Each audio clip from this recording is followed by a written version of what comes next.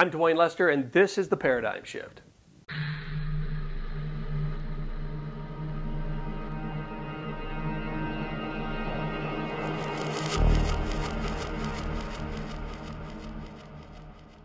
February is Black History Month, so what better time is there to turn our attention to legislative Black caucuses?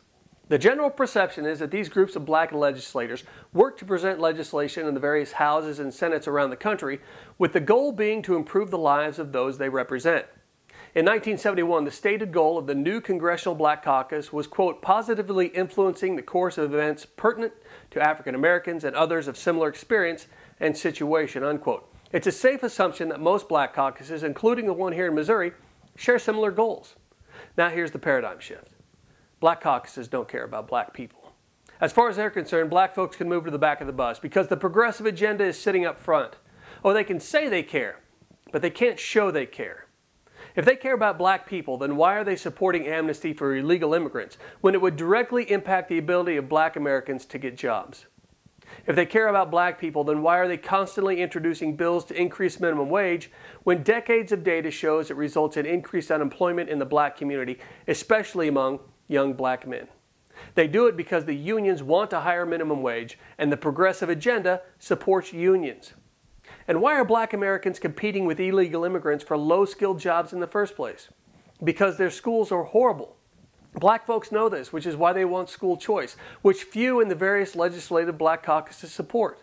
Oh, they'll send their own kid to private school, but they'll side with the teachers' unions on issues like vouchers and charter schools, ignoring the cries of help from the community they allegedly fight for.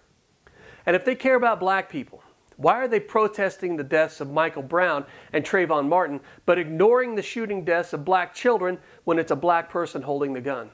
Because highlighting when a white cop or a white Hispanic kills a Black child distracts from the damage decades of progressive social experimentation has done to the Black community. Protesting the all-too-common Black-on-Black murder highlights that damage. Economist Thomas Sowell notes that in 1960, the murder rate among Blacks was one-half what it became 20 years later. What happened? The Great Society happened. In 1960, most Black children were being raised in a two-parent home, but after decades of progressive help, over 70% now grow up in a single-parent home. What happened? Progressive solutions happened. And Sheriff David Clark writes that more Black people are living in poverty than ever before. Our kids are chained to failing urban schools, and more young Black men are unemployed and in jail and prison. Liberal public policies and ideology have fostered this. Those same liberal public policies and ideology are preached every day by Black caucuses across America. And finally, if they care about Black people, then why aren't they holding a Black Lives Matter sign outside the Margaret Sanger Institute for Modern Day Eugenics, aka Planned Parenthood? Margaret Sanger, the founder of Planned Parenthood, famously said, quote, "We don't want the word to go out that we want to exterminate the Negro population, and the minister is the man who can straighten that idea out if it ever occurs to any of their more rebellious members," unquote. Planned Parenthood has ended the lives of more than 17 million Black babies. Today, it's reported that 79% of Planned Parenthood abortion facilities are within walking distance of Black or Hispanic communities, and these communities make up more than 60% of total abortions. Live Action, an anti-abortion investigative group, recorded Planned Parenthood staffers saying it was understandable that, quote, a donor thought the less Black kids out there, the better. In New York, Sanger's mission lives, where now more Black babies are aborted than are born. Yet Black caucuses across the country are pro-abortion. So let's stop pretending that Black caucuses care about Black people when they keep doing things that directly hurt them. They care about promoting the progressive agenda, period.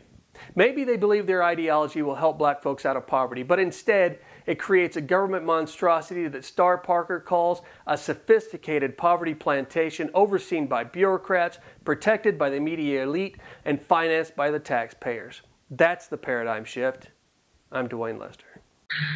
If you enjoyed this video and would like to see more of them in the future, please consider making a donation to the Missouri Torch here. And please subscribe to our new YouTube channel and visit us at themissouritorch.com.